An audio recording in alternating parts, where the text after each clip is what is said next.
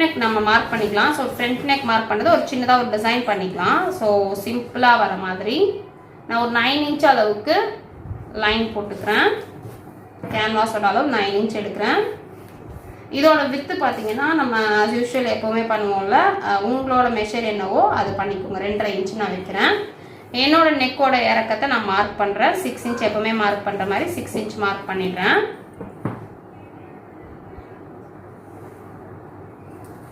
பண்ணிவிட்டு உங்களுக்கு என்ன டிசைன் வேணும்னு நினைக்கிறீங்களோ அந்த மாதிரி போட்டுக்கோங்க. ஓகேவா?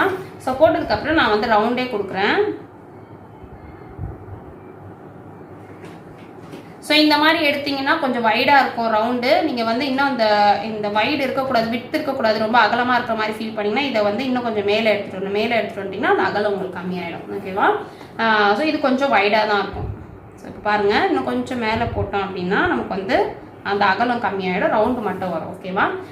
ஸோ இதை வந்து நம்ம என்ன டிசைன் வேணும்னு நினைக்கிறோமோ, அதாவது நம்ம வந்து இன்னொரு கிளாத் கொடுத்துருக்கோம்ல பைப்பிங் கிளாத், அந்த கிளாத்தில் கலர் வரணும்னு நினைக்கிற டிசைனை. ஸோ இப்போ பாருங்கள், இப்போ ஒரு குட்டியாக வந்து இந்த மாதிரி ஒரு ஷேப் போடணும், இந்த இடத்துல வந்து அந்த ஷேப் இப்படி வரணும் அப்படின்னு நினைக்கிறீங்கன்னா இப்படி வச்சுட்டு, ஸோ இதை வந்து ஈவனாக இது எப்படி இருக்கோ அதே அளவு பாருங்கள் 1 இன்ச் வைக்கிறீங்க அப்படின்னா 1 இன்ச் சுற்றி வர மாதிரி கரெக்டாக அந்த ரவுண்ட் ஷேப்பில் 1 இன்ச் வச்சு மார்க் பண்ணிக்கோங்க. நம்ம கேன்வாஸ் பண்ணுவோம்ல அதே மாதிரி தான், பட் இது வந்து கரெக்டாக இருக்கணும், அளவு வந்து கரெக்டாக இருக்கணும். அந்த ரவுண்ட் ஷேப் எங்கே போட்டோமோ அங்கெல்லாம் அந்த 1 இன்ச் வச்சு நம்ம மார்க் பண்ணணும். ஸோ பாருங்கள், இப்போ நம்ம மார்க் பண்ணியாச்சு. இதில் போடுறேன் நான். ஸோ போட்டு இப்படி வந்ததுக்கப்புறம் நீங்கள் என்ன ஷேப் போடணும்னு நினைக்கிறீங்க இந்த இடத்துல அந்த ஷேப்பை நீங்கள் கொடுத்துக்கலாம். ஓகேவா? ஸோ இந்த ஷேப்பை நீங்கள் இப்படி கொடுத்துக்கலாம். இல்லை இந்த ஷேப்பே வேண்டாம், இதே மாதிரியே எனக்கு வந்தால் போதும்னா நீங்கள் அதுக்கேற்ற மாதிரி அது மட்டும் வர மாதிரி வச்சுக்கலாம். ஸோ உங்களுக்கு புரியும்னு நினைக்கிறேன். இப்போ நம்ம அதை வச்சு ஸ்டிச் பண்ணும்போது தான் உங்களுக்கு வந்து இன்னும் ஐடியா வரும் எப்படி பண்ணுறோம் அப்படிங்கிறது. ஸோ இந்த மாதிரி நீங்கள் என்ன ஷேப் வேணாலும் கொடுக்கலாம். இது வந்து நம்ம மேல் பக்கம் வச்சு உள்பக்கம் திருப்புவோம்ல, அப்படி இல்லாமல் உள்பக்கம் வச்சு மேல் பக்கம் திருப்ப போகிறோம். அயன் பண்ணுறது அந்த பைப்பிங் கிளாத்தில் வச்சு அயன் பண்ண போகிறோம். ஓகேவா? ஸோ இதை நான் கட் பண்ணிடுறேன்.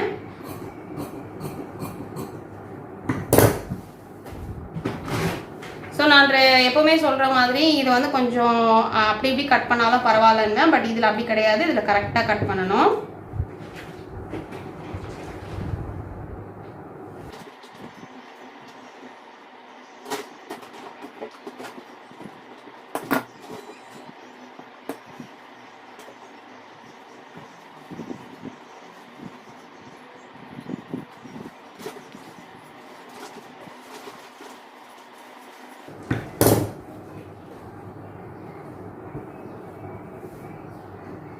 ஸோ நெக்ஸ்ட் வந்து உள்ளே இருக்கிற ஷேப்.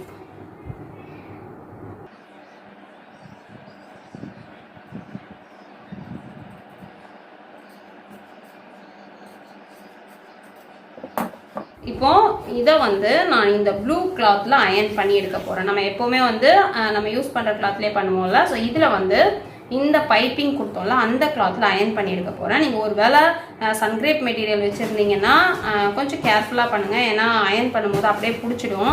ஸோ இப்படியே வச்சு நான் அயன் பண்ணி எடுக்க போகிறேன். So front neck back neck ரெண்டுமே வந்து நம்ம அயன் பண்ணி எடுத்தாச்சு. ஸோ இதான் ஃப்ரண்ட் நெக்கு. நம்ம எப்பவுமே விட்டுற மாதிரி அதே மாதிரி 1/4 இன்ச்சு விட்டு கட் பண்ணிக்கலாம்.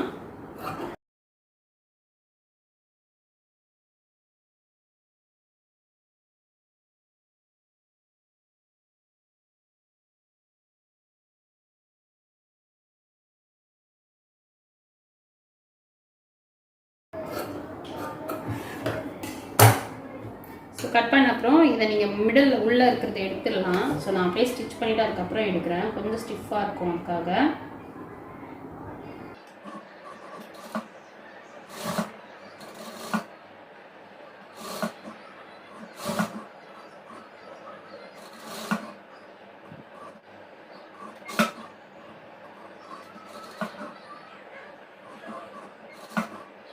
கார்னர்லாம் இருக்குல்ல, இந்த கார்னர்லாம் எட்ஜ் வரைக்கும் ஸ்டிச் பண்ணி கட் பண்ணி விட்டுருங்க. அதே மாதிரி இந்த கார்னர் ஸோ இந்த மாதிரி மாடலே தான் எடுக்கணும்னு இல்லை, உங்களுக்கு என்ன விருப்பம் இருக்கோ அந்த மாதிரி எடுத்துக்கலாம். பட் இது வந்து எப்படி மேலே லைனிங் கிளாத்தை அதாவது பைப்பிங் கிளாத்தை எப்படி மேலே வச்சு ஸ்டிச் பண்ணுறது அப்படின்றதுக்காக தான் இந்த பேட்டர்ன் உங்களுக்கு போட்டேன். உங்களுக்கு கஷ்டமாக இருக்கும்னா நீங்கள் வந்து இதுவே எடுத்துக்கோங்க, அதாவது ரவுண்ட் ஷேப்பையே வந்து எடுத்துக்கோங்க. இந்த ஷேப்பெல்லாம் கீழே கொடுக்காம எடுத்துட்டிங்கன்னா உங்களுக்கு ஈஸியாக இருக்கும். ஸோ இது வந்து நம்ம ஒரு திரும்ப மேலே ஒரு பைப்பிங் வச்சு கவர் பண்ணிடுவோம், பைப்பிங்கோ லேஸோ ஏதாவது ஒன்று வச்சு கவர் பண்ணிடுவோம். அப்படின்றதால உங்களுக்கு இந்த ஃபினிஷிங் வந்து ஓரளவுக்கு வெளியே வந்ததுனால பிரச்சனை இல்லை. ஓகேவா? ஸோ இந்த மாதிரி குட்டியாக தான் இங்கே வரணும். ஸோ இப்படி வரும்போது நீங்கள் இந்த மாதிரி ஸ்க்ரூ ட்ரைவர் ஏதாவது வச்சு அந்த ஷேப்புக்கு ஏற்ற மாதிரி ஃபோல்ட் பண்ணி கொடுத்துட்டிங்கன்னா தையல் விழுந்துடும்.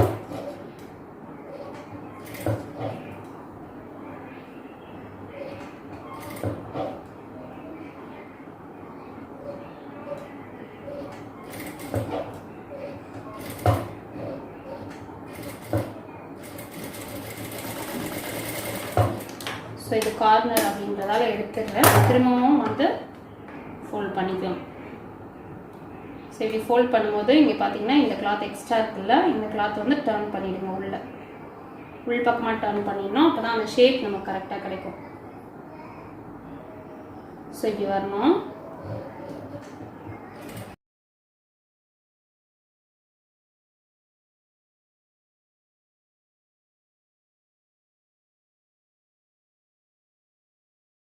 இப்படியெல்லாம் ஃபோல்ட் பண்ணி ஸ்டிச் பண்ண கஷ்டமாக இருக்குது அப்படின்னா நீங்கள் வந்து ஒட்டவே கூட கட் பண்ணிடலாம். அந்த கேன்வாஸோட ஒட்டியே கட் பண்ணிடலாம். ஒட்டி கட் பண்ணிவிட்டு நம்ம எப்படியா லேஸ் ஏதாவது வச்சோம்னா உங்களுக்கு வந்து அந்த பிசுறெல்லாம் தெரியாமல் போயிடும்.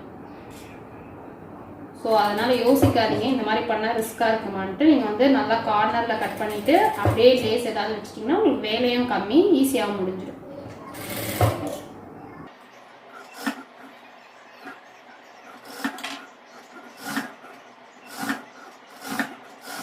ஸோ இப்போ வந்து இதை நான் எடுத்துடுறேன், மிடில் இருக்கிறத மட்டும்.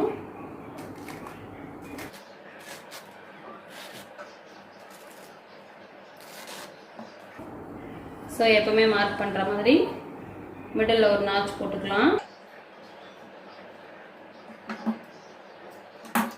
ஸோ இப்போ ஒரு பீஸில் வந்து நம்ம வந்து அந்த ஃப்ரண்ட் நெக் வச்சுக்கலாம். நான் ஆல்ரெடி சொன்ன மாதிரி ஃப்ரண்ட்டு எடுக்கலை, ஃப்ரண்ட் ஷேப் நம்ம இன்னும் எடுக்கலை.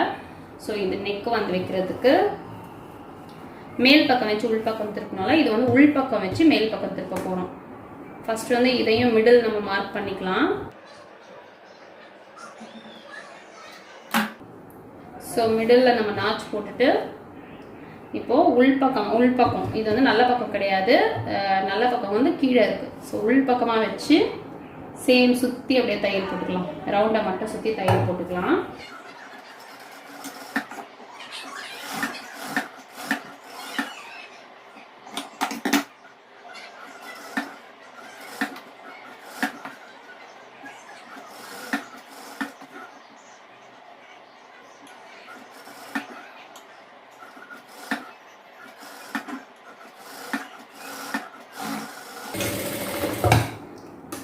ஸோ இப்போ ஃபினிஷ் பண்ணிட்டோம். நெக்கு சுற்றி கட் பண்ணிவிட்டு நம்ம மேல் பக்கமாக டர்ன் பண்ணிக்கலாம். சுற்றி 4 இன்ச்சு விட்டுட்டு எப்போவுமே பண்ணுவோம்ல அதே தான்.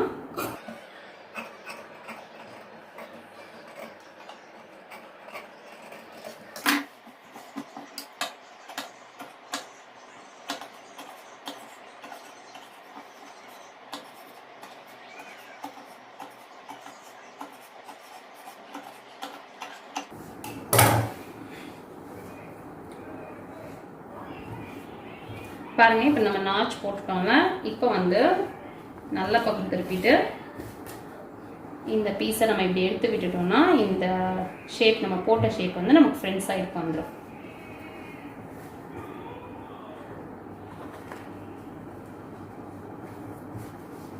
ஸோ ஒரு சிம்பிளான ஒரு டிசைனாக இருக்கும்.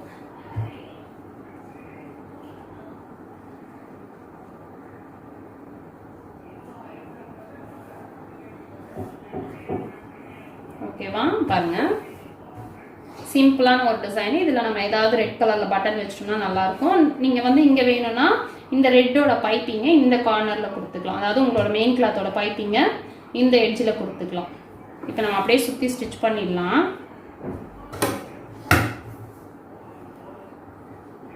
ஸோ கரெக்டாக எடுத்து வச்சுட்டு, எனக்கு இந்த பைப்பிங் மறைக்குது 1 இன்ச்சுன்றது என்னோட மெஷர்மெண்ட் பெருசாக இருக்குது. உங்களுக்கு எந்த அளவுக்கு வேணும்னு நினைக்கிறீங்களோ அந்த அளவு நீங்கள் எடுத்துக்கோங்க.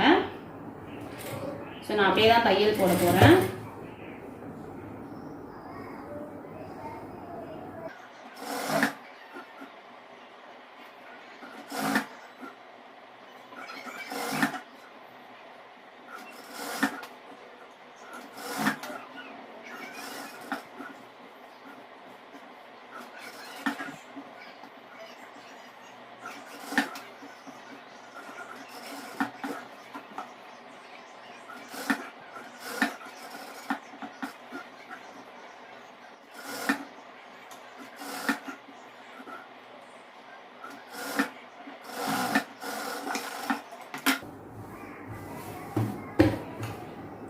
ஸோ சிம்பிளாக வந்து நம்ம அந்த பைப்பிங் இருக்கிறதுக்கு ஏற்ற மாதிரி ஒரு நெக் ஃபினிஷ் பண்ணியாச்சு. ஸோ இந்த இடத்துல வந்து நம்ம லேஸ் ஏதாவது கொடுத்துக்கலாம். அப்படி இல்லைன்னா இந்த கிளாத்தோட கிராஸ் பீஸ் கட் பண்ணி நம்ம கரெக்டாக ஸ்டிச் பண்ணிட்டோம்னா நமக்கு வந்து இந்த ஷேப் கரெக்டாக இருக்கும். ஓகேவா? ஸோ இப்படி டர்ன் பண்ணி வச்சுருக்கேன். இதை வந்து நான் இதில் வச்சு அப்படியே ஸ்டிச் பண்ண போகிறேன். நீங்கள் வந்து அயன் பண்ணிக்கிறதுனா பண்ணிக்கோங்க. நான் ரொம்ப குட்டியாக தான் பண்ணியிருக்கேன். ஸோ இது தெரியக்கூடாது அப்படிங்கிறதுக்காக, தையல் தெரியக்கூடாது அப்படிங்கிறதுக்காக தான். ஸோ கொஞ்சம் அகலமாகவே பண்ணிக்கலாம் நீங்கள்.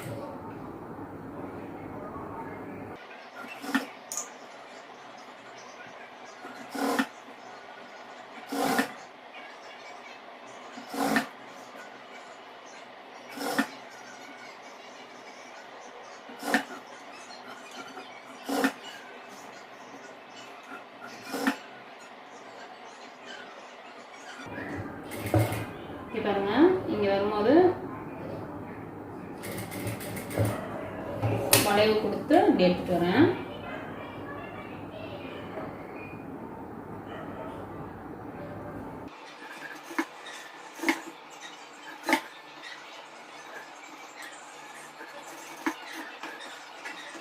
ஸோ இப்படி வளைச்சாலே வளைஞ்சிரும். ஏன்னா இது கிராஸ் பீஸில் பண்ணியிருக்கோம் அப்படின்றதால வளைச்சாலே வளைஞ்சிரும்.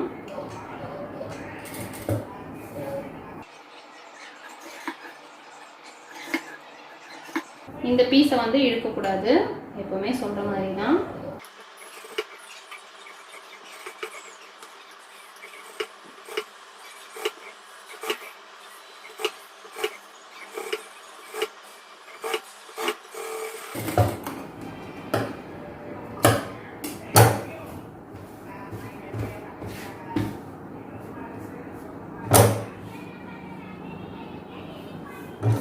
ஸோ இந்த பக்கமும் தையல் போட்டுக்கலாம் அப்படியே அந்த ஷேப்லேயே.